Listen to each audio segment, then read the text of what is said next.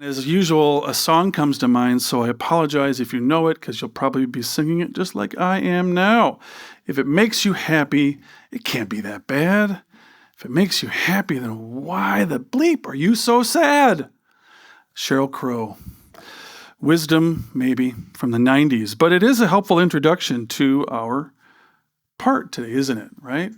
If it makes you happy, Chris, you do you. But if it makes you happy, why are you so miserable? I mean, we see that, don't we? We see that contradiction is very obvious in our culture, and not just recently. It's been that way for a long, long time. So I apologize to the Gallaghers. You're jumping into what was a long session, so I can get you some catch-up stuff. But we are talking about the difficult subject of our newest sexual revolution and the LGBTQ plus stuff. And today we're focusing on that particularly.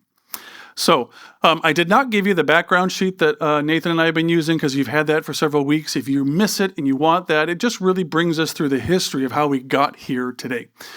And a big thanks for Nathan for stepping in last week. Pulling up my version of this. Bingo. So the LGBTQ plus is a marriage of convenience. So let's unpack that a little bit. And I'll ask you this question to get you thinking. What crisis in the 1980s brought gay men and lesbian women together? Yeah, AIDS. Rosaria Butterfield, one of my heroes of the faith, talks about this candidly from her own life experience.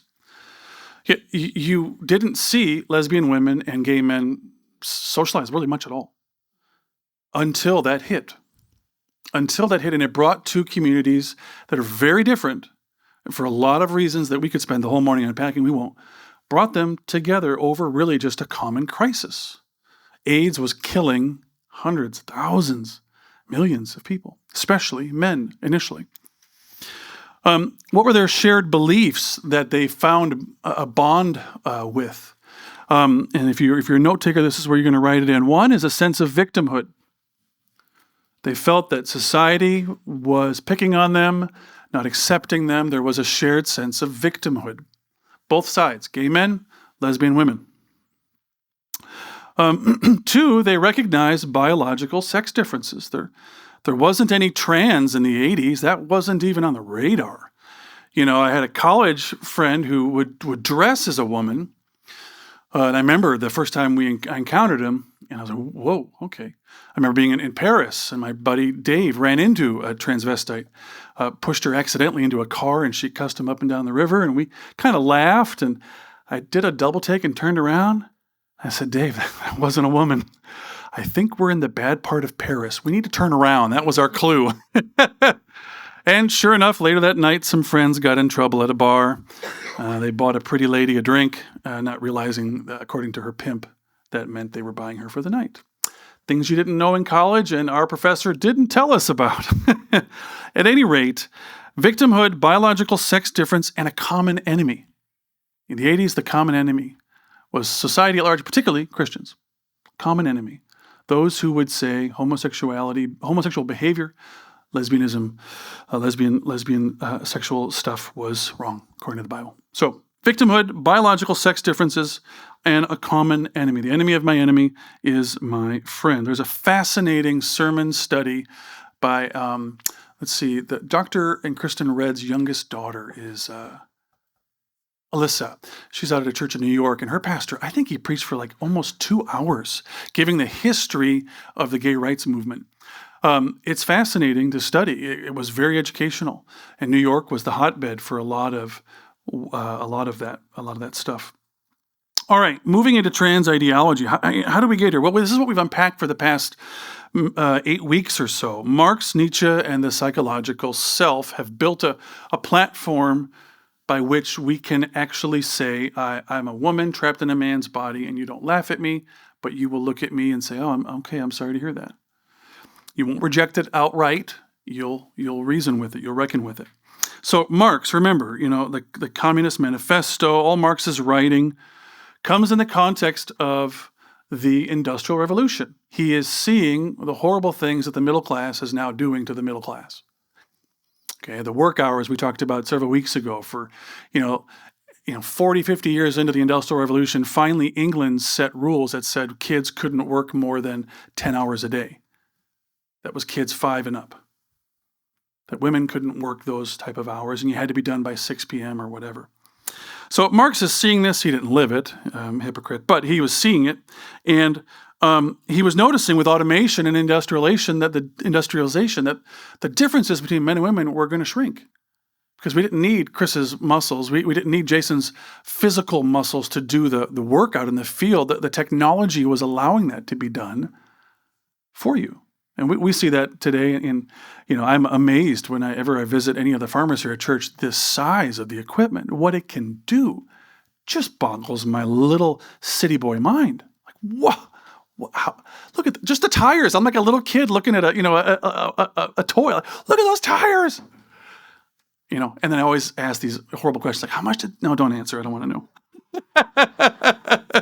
It's not that I want to be rude. It's just that fascination, right? But the strength that now we can make through engineering, even now compared to back then, is staggering. So it has reduced, in a sense, the obvious differences between the sex, which back then was largely strength. Nietzsche, God is dead and we killed him.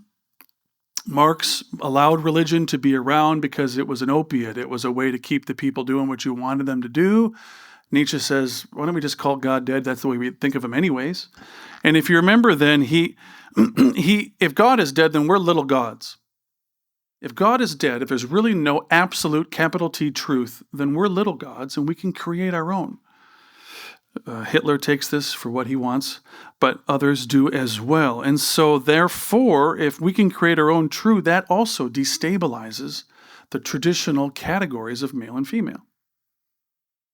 That destabilizes that, right? 3, the rise of secular psychology is our third part to the puzzle. The looking inward without God, quote unquote, and how the mind is becoming more and more the privileged part of our body instead of our physical body. So what you think and feel is more important than your physiology. That is a repercussion of modern psychology. 2, under our trans ideology, we have the separation of sex or biology and gender. And we're going to unpack this a little more next week because I need a little more prep time on this. But let's talk about what is obvious and what we can agree on. Gender expectations differ based on what culture you're in. So I'm a city boy. Okay, I have never stepped foot in a combine, any of that equipment, not once. I have a very frustrating little John Deere 318. That's my tractor. Okay, and I sometimes foolishly call it that, and then, Ben or somebody won't ridicule me, but they probably should. Like, that's not a tractor, Pastor. That's a little tool. But, am I less of a man because I didn't grow up on the farm? No, I just grew up in a different area. Am I less of a man because I'm artistic? I'm in our marriage. I'm the emotional one. Allison, steady, Freddie. Okay. Now that quote unquote isn't traditional. If we want to think of this stoic Scandinavian male, right? But does that make me less of a man? I don't think so. But you can see what I'm trying to dig at a little bit.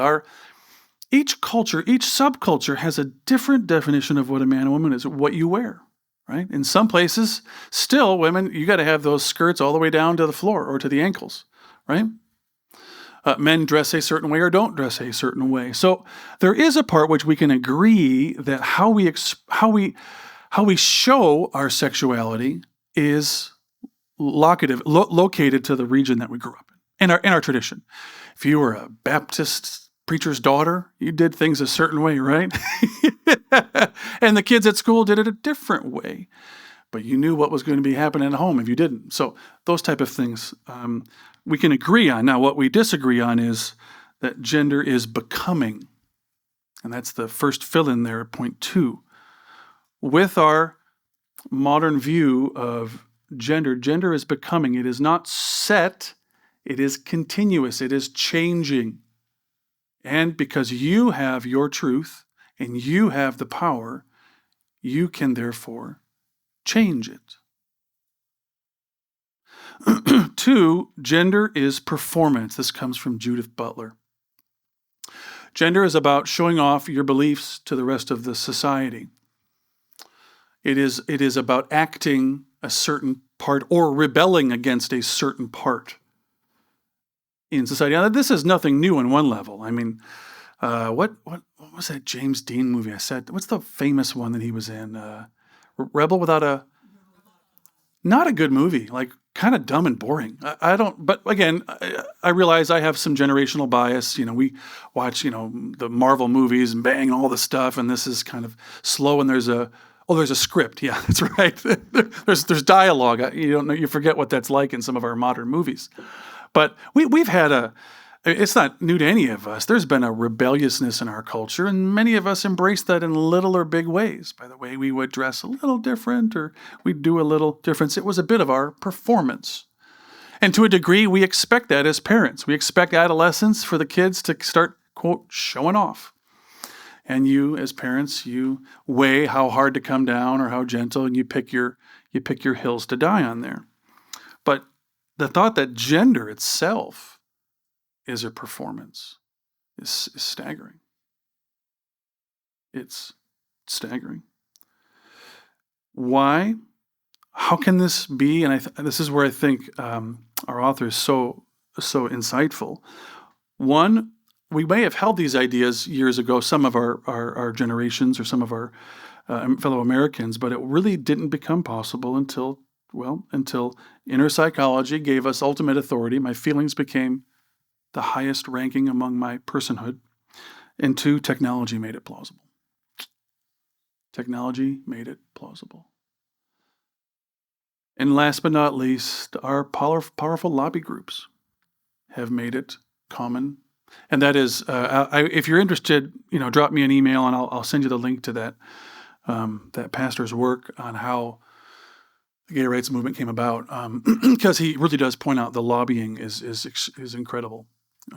The pressure put on in various areas really brings it into the mainstream in subtle ways at first, and then is now full on. It's interesting, again, thinking of an old movie, and forgive me, Audrey Hepburn, something about, oh boy, what is it? She's in LA, and it's something about tea or, thank you, breakfast activities. Thank you. Okay, watch that movie. Okay, well, whatever. She was in New York. Again, I tried to stay awake during the movie. But, geez, harsh. Okay, fine. Was in America, whatever. But my point being, okay, I heard a great movie, classic movie, kind of a whatever. I had no idea the guy was a male prostitute. Nobody told me that. And nobody talked about it, I'm sure, but everybody knew it, right? So the ideas were there back then, some of that stuff, but now we can flaunt it more, and now it's acceptable. Okay, Pastor, so you're discouraging us. I know gender is seen now to be fluid, to be becoming. Gender is a performance that you need to be true to yourself and your feelings, and that's your highest order. That's your greatest, if you will, American value these days, Western value, you might say. But there's a problem that nobody talks about, and that is the problem of the T in the LGBTQ plus movement. And I appreciate, again, and this rings true to my college experience as an actor and singer. Let's talk about it real quick. So trans makes the LGB incoherent. So imagine with me, you're a pardon the word, but a traditional lesbian relationship. And your partner decides she wants to transition to be a male. So she's going to have a double mastectomy, and all the other stuff's going to get rearranged, all the hormone therapy, all of that really grotesque type of transformation. And it instantly changes your relationship. Because as a traditional lesbian, you were attracted to the female body, but now the woman you thought you loved, it looks like a man. And there's countless stories of this kind of blowing up in some of these poor people's lives. 2, male homosexuality is not okay with the traditional male homosexuality is not okay with, in large part, the trans part. And I'm going to quote an author from this was in the New York Magazine. He writes, "The core of the traditional gay claim is that there is indeed a very big difference between male and female, that the difference matters, and without it, homosexuality would make no sense at all." Again, because man attracted to man. We don't believe it's right. It's not the way God made us. But even this gentleman who's I didn't write my quote down. Sorry, bad me. Is pointing out that this is not. We don't want to be persecuted because I'm saying I don't think this trans stuff is what I want. So 3, traditional, if you will, feminism has taken a big issue with the transsexual claims that gender is fluid completely. And they're just going back to basic biology. Chromosomes, menstruation, childbirth. No, there's a difference. And there's a huge difference they're advocating. And so there is a war that is being kind of held, not in the public eye, but it seems like in the academic world and in some of the more intellectual realms, in the, if you will, same-sex attracted groups, that is saying we're not really happy with the trans stuff. And there's a lot of pushback. And finally, and I don't know if I mentioned this a week or two ago, but our author thinks, at some point trans is going to run into the dollar. And that means at some point insurance companies are going to stop paying for these transformation things because the lawsuits are going to start building up and it's expensive.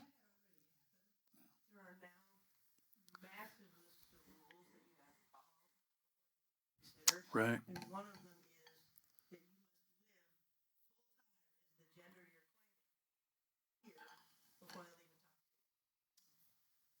Interesting.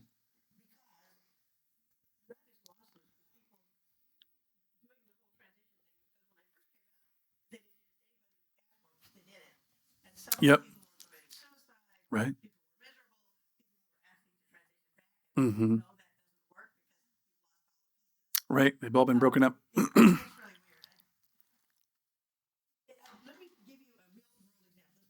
Yep. Okay.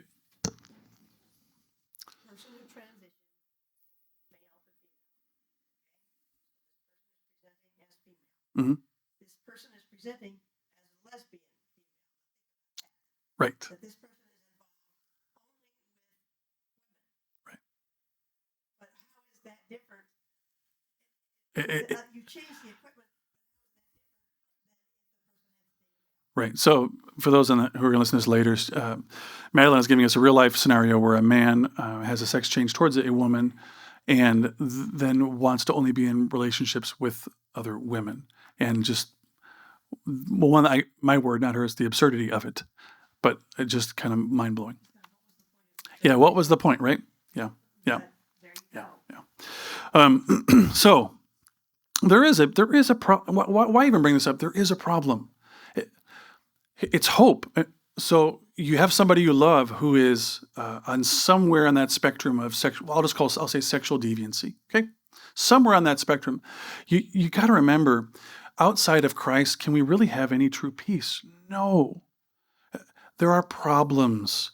Our media loves to downplay, loves conformity to the going stereotypes and the going social whatever is popular. So, last but not least, it's a good argument here or it's a good reminder that this is circular reasoning. That the trans idea that we can actually be transgender, transsexual is circular. Here's what Carl says, quote, "It assumes that the body is not of primary relevance to gender identity. It consequently excludes bodily considerations from the definition of what it meant to be a man or a woman." It's a circular argument. Its conclusion is already contained in its premise. You've already ruled it out before you've even walked it through. So what do I mean? Or what's the takeaway from that, friends? Your common sense logic is true and useful. Just be gentle. Right? Here's a pastor speaking to you. Be gentle. Don't use truth as a bludgeoning weapon, but it's still there. There's an obviousness to our gender and our sexuality that is right in front of everybody. The emperor has no clothes type of thing.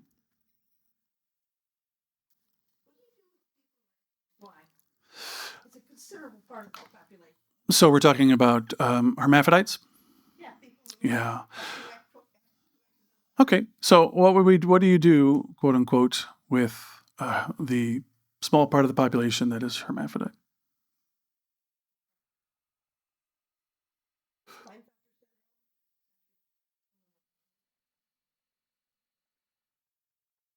So anyone want to dive into that? It's a good question. It's one I've thought about too. What do you do with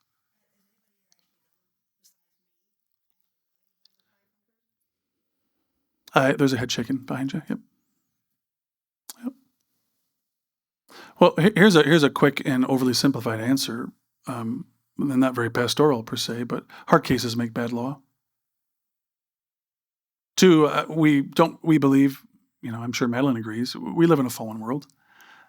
Every type of aberration with our bodies is a result of the fall. Cancer, you go down the list. That is also a repercussion of the fall. A horrible one. I can't even imagine having that problem, having both genitalia.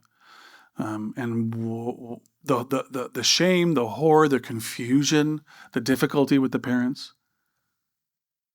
So that's where I go. Madeline, would you go a different direction, or would you supplement that with?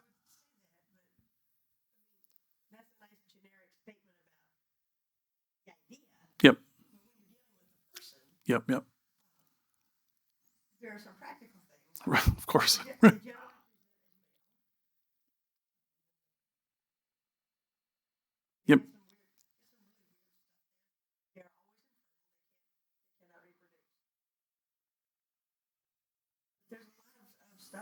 yeah, of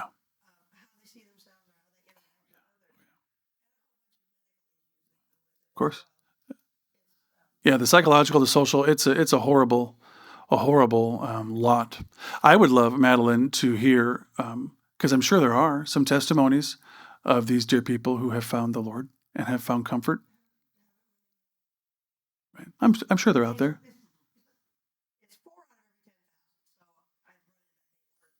Okay, in your career. Yeah, yeah, yeah, yeah. It's difficult. I can't even imagine. So obviously, as a friend, let's say it's a friend of the family, if they're even willing to bring it up and talk about it in public, which probably doesn't happen a whole lot, but if they were to entrust you with that, boy, howdy, pray, walk carefully, if they're looking for counsel, because yes, there are going to be some very practical decisions. Do we remove some of the extra parts? How do we make that decision? How do we walk forward with how do we do this? And I don't know if there's any easy answers there. I'm sure there isn't. It is step by step, and you start with Jesus, and you can have some foundation and some security in that, right? Sure.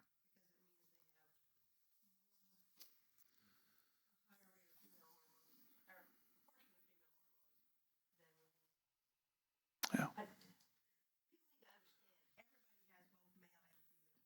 What? I'm kidding. Just kidding, man. Yes. Yep. Sure.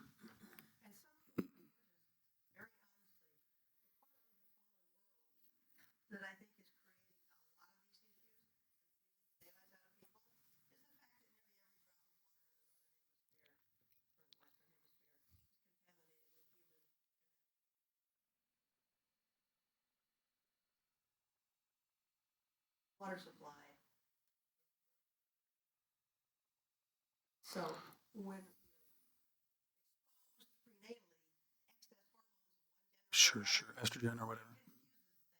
Sure. We're going to put that one in the parking lot. Okay.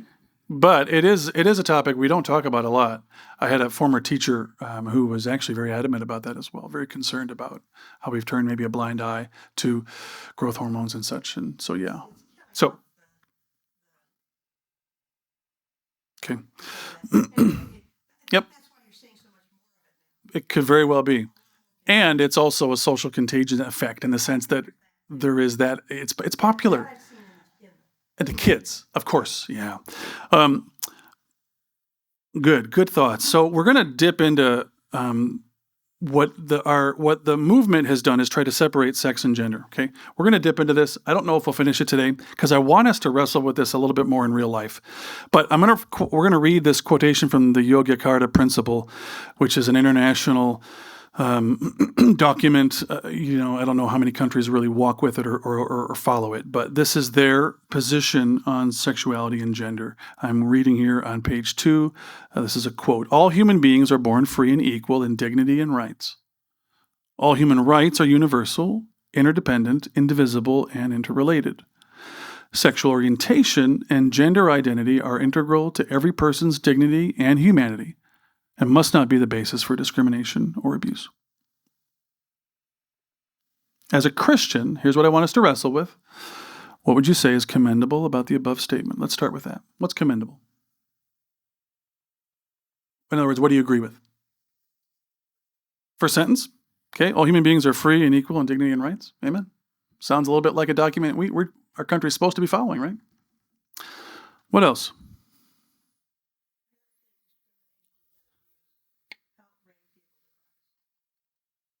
Okay, yeah, agreed.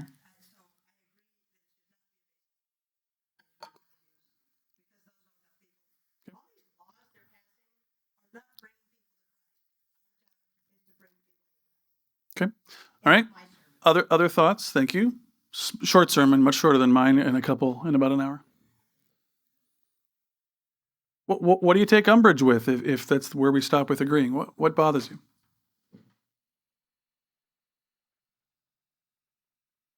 I see some. Yeah. What stirs you up there? Go for it. Anything, John? Come on, help me.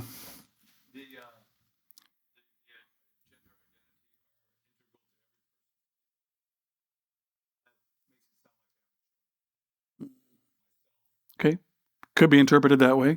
It could be reinforcing this very recent idea that you and I can choose gender, switch gender. It's in our eyes, not in the makers. What other thoughts come to mind? What other concerns? Okay, so there's no limitations placed on the rights.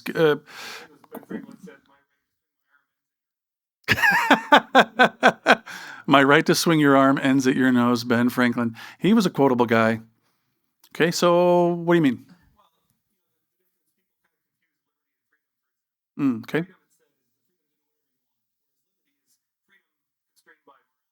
Okay.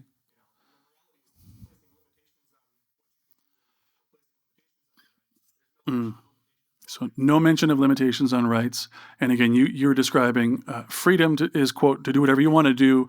Liberty is that freedom constrained by a moral system, correct? Okay. And so there's an absence of a moral system here, isn't there? Okay. It's been well, neutered. Sorry. It's the way my little brain works.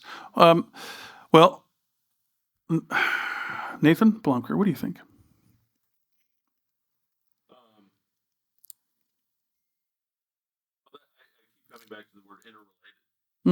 Okay, flesh that out.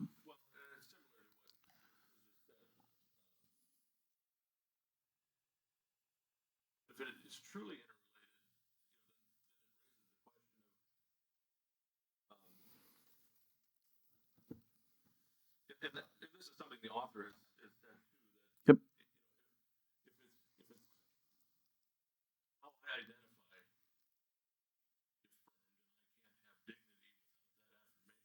Okay. Sure. What if I identify as a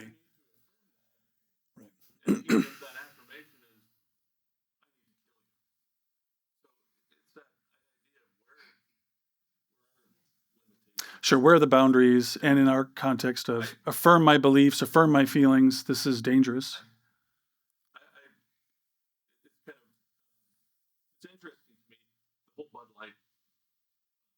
Okay, the Bud Light controversy. Yep.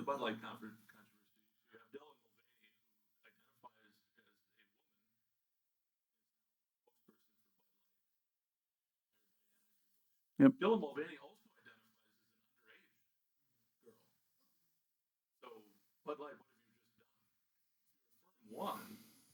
Yeah. Yeah.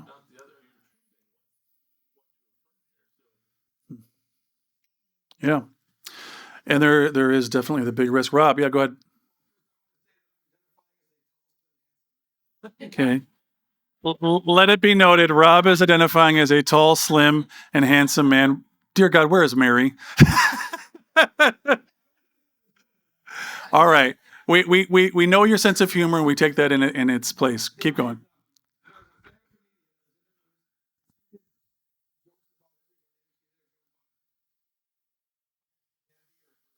Okay, so female comedian, picking on everybody equally, including transgender stuff. Sure. Sure.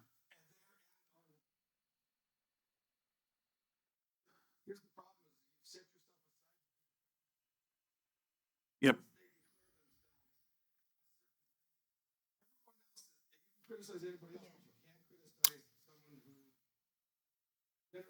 Yep. It's a trump card, isn't it?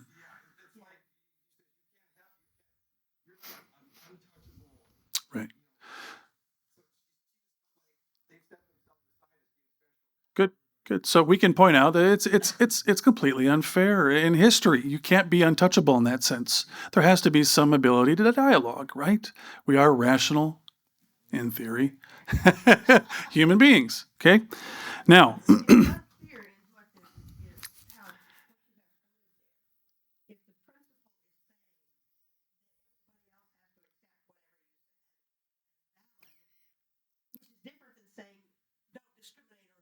right, right, and that is a huge difference, isn't it? So,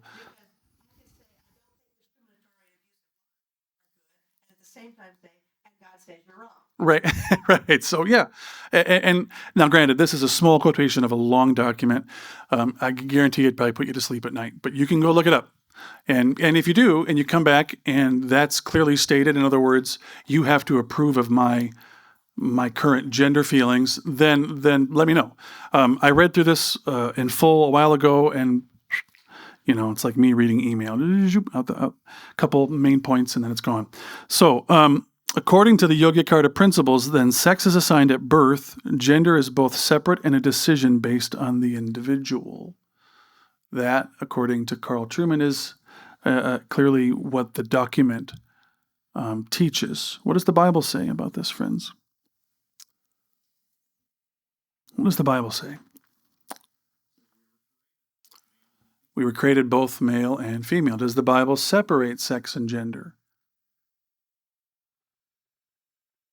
No, it doesn't. No, it doesn't.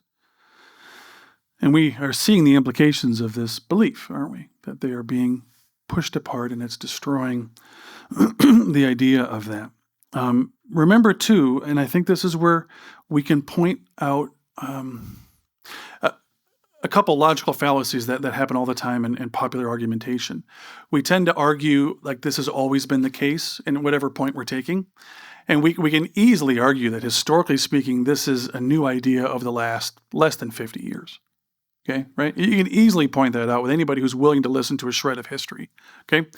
And then therefore you can also argue that a lot of this stuff didn't really start to take momentum until technology allowed you to make some of those changes and allowed you to find people, social media, that can crowdsource with you and agree with you. Technology has really been the Pandora's box in some ways on this issue. And that is a tool to argue apologetically with the man or woman, the young man or woman who is struggling with this or confused by this. I want to bring you into a case study to close our time. We're going to end at 10:15. That's my commitment. If you didn't hear this, sad news, one of my heroes in the faith, Tim Keller, just passed away. And so I was going through some of the very kind notes written to him and some of them by his family. And Colin Hansen, who's one of the lead guys over at the Gospel Coalition, had a quote like, "Hey, Tim gets to see Billy in his robes," and I wasn't the first person to say, "Colin, what are you talking about?" And then Colin took a picture of the book. He had done a biography, a spiritual and intellectual formation biography of Tim Keller, and he took a picture of the page. So I want to tell you a story. about Tim Keller's brother, Billy. And I want us to think about this. 5 years younger than Tim, Billy was his brother. He had a sister as well. Tim's the oldest of three. Billy began to identify as gay while living in an art dorm at Penn State University. His parents paid for private education for Tim, but would only allow Sharon and Billy to attend state schools. Moving on here.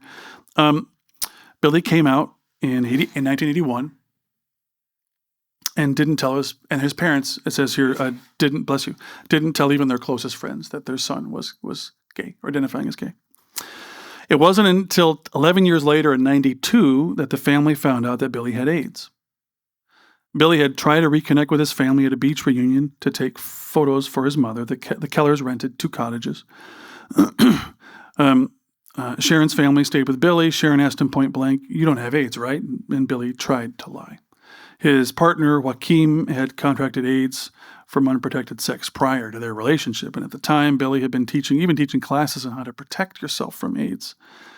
He died in May 22nd, 1998, so 6 years later.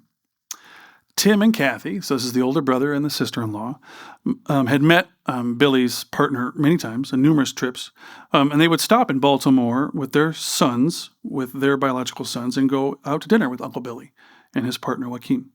They visited him in Baltimore before he died. Billy entered hospice care in December 1997. Every day until Billy died, his parents sat by his bedside singing and tending to his failing body. The doctors didn't expect him to live long as fungus ate into his brain. 2 Baltimore area pastors, Frank Boswell and Mark Gornick, visited him every week. Their visits amazed Billy. It was hear me on this, it was his first glimpse of real Christian community. And he was raised in the church, by the way. Quote, "He saw a vision of the church that really he didn't have growing up," end quote, his sister Sharon said. By contrast, Billy's friends didn't visit him. Not even before he died. His lawyer liquidated his assets to distribute them to various gay causes. When they visited, Tim and Kathy, big brother and sister-in-law, talked to him about the gospel. Billy struggled to understand grace. As they prayed together, he kept asking if he was doing the right thing. Tim tried to emphasize the difference between grace and the legalism of their childhood. Tim Keller preached his only brother's funeral on June 8, 1998. No more than 45 people attended, and Keller turned to Luke 15, 23 to 32 for the occasion. You know the passage? The prodigal son. In his own life, Tim alternated between the tendencies of the older and younger brothers in Jesus' parables. Remember, the older brother is the legalist. The younger brother is the licensist, if you will. When he fled his mother's expectations for the evangelical congregational church, he was the younger brother. But as the Boy Scout, he tried to be the older brother who set a good example of responsibility and obedience. When his own younger brother strayed far from home, far from God, Tim, the elder brother, went looking for him. Tim explained at the funeral he wanted to honor his brother in such a way that would strengthen the living. He described his brother as a sympathetic, flexible, diplomatic, unselfish, sacrificial, and loyal man. And he also said that most in the room would understand that Billy spent most of his life as a prodigal. Well, why bring this up? In the funeral, Tim explains that prodigals were attracted to Jesus and Jesus was attracted to prodigals. That's the whole message of the parable, isn't it? The younger prodigal son was closer to the heart of the Father than the older brother who always obeyed God. Sadly, he says, many churches don't welcome prodigals, Tim admitted. And he moves on, and I'm trying to see where it is here. Billy entered hospice in December. He said to Tim, "My Christian family isn't going to come with me when I enter eternity." He'd become a believer, by the way. "My Christian family isn't going to come with me when I enter into eternity, and neither are my gay friends, so I have to figure out what is on the other side of this life." And at length, talking to Pastor Frank Boswell, he believed in Jesus, who knew no sin, so that in him he might become the righteousness of God. And so finally, Colin writes here, Billy felt God's love. The transformation was immediately evident. He even called his lawyer and told him to give his money to Pastor Mark Gornick's ministry instead. So when Colin wrote that Tim gets to see Billy in the robe, do you get the picture now? Remember, the father comes to the prodigal son, and he shows him that love by putting that robe on him. Oofta, gets me choked up. So How would you love Billy?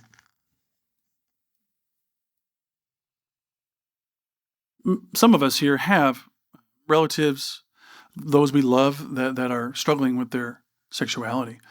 Some of us know people, and if you don't, you're going to. It's just a matter of time. It's the air we breathe right now. How do you love Billy? And let's start with what option is off the table? According to the scriptures, what option is off the table here in regarding to relating to Billy? Okay, condemnation, judgment, unlove. Can we categorize it as that? We don't have an option to not love Billy. Even if Billy is perceived as our enemy, Jesus doesn't let us get out of that, does he? He says that very convicting verse in the scriptures, love your enemy. Ufta. So we don't have an option to not love. We don't. We can disagree. I appreciate what Madeline said. We can disagree with someone's sexual choices and yet not discriminate against them, right? Which in a larger justice sense is how we would show unlove. So how would you love Billy? You've seen Tim's example, his family's example. You agree with it? You disagree with it? Does it make you uncomfortable? Because in the end, the point of this class is to help equip us to love those who I think in the Christian community are probably the hardest to love, unfortunately. I don't think we do a good job at this.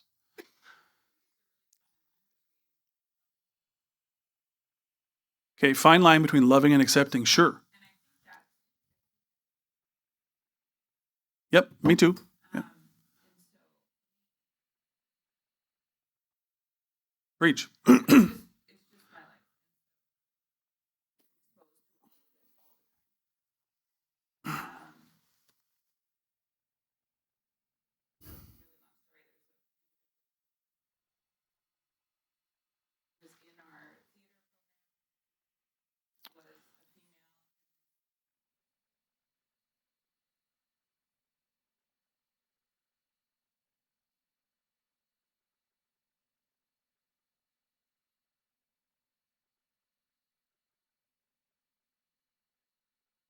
Yeah. Yeah. Hello, I love you. I don't hate you, right? Yeah. Yeah.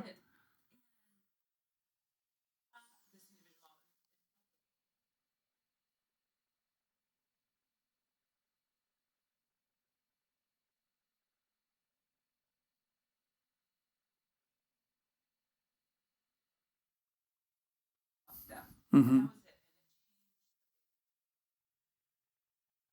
Now, Lacey, do you mean they changed it in a positive way? So by you reaffirming that no, it's not true that all Christians hate you, I actually have shown you I love you and I still love you. And that changed. Okay. Yeah. Yep, go ahead, Bob.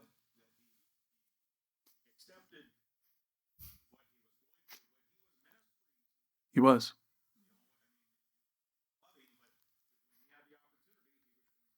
Yes, so yep.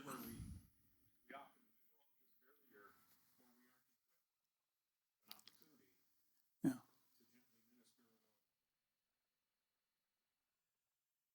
So great point. So Tim Keller is still interacting with his brother, still showing him love and sharing with him the love of Jesus. We sometimes forget real quick. We think we need to solve all of the sexual stuff and all of that. No, no, no, no, no. First things first is just Jesus. It really is. One and then second. Okay. Okay. Yeah. Yeah. So the big problem, yes, isn't the sin, whatever sin that they're indulging in, whatever idolatry it is, they're separated from God and have not believed in His Son. Yeah, it is that simple. Yeah, Rob, the tall. Oh wait, tall, handsome. What was it? Tall, slim. Okay. Yes.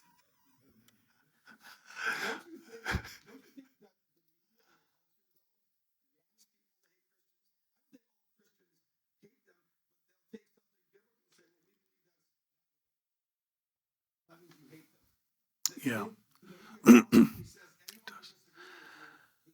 It does. Well, and we'll close with this. I guess I get the last word because I have the mic. Sorry, but we're walking into from the parking garage to my grandson's graduation at KU. It's in the outdoor football stadium, so you got to walk outside.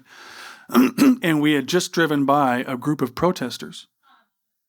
Did I say grandson? Good Lord. Son-in-law. Thank you, babe. Yeah.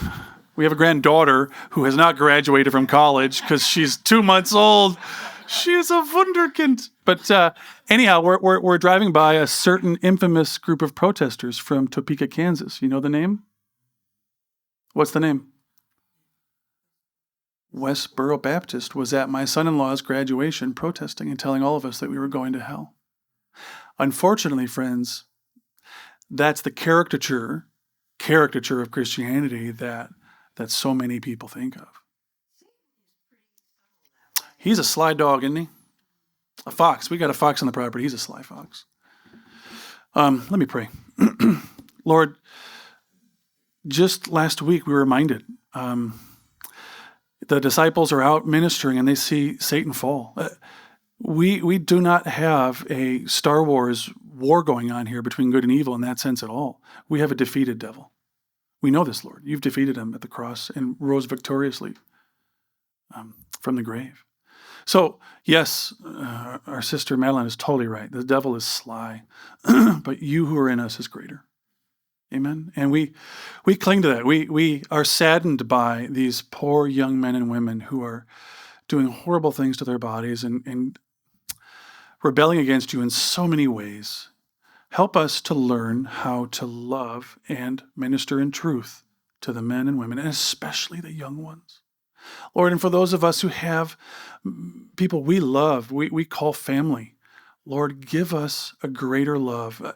I think of that incredible saint from that incredible testimony, the hiding place. Lord, give us a heart for those that we just don't understand. Help us to be more and more like our sister and example, Corrie ten Boom, to pray constantly. Lord, help me to love and not hate. Help me to see how you would treat them, Jesus. So, Lord, give us that grace. Equip us. And I sincerely pray that we would hear testimonies in this church, in this community, of men and women who were confused about their transgender, their sexuality, but have become a Christian and they're seeing God work through that in them. So we pray all these things in your name, Jesus. Amen.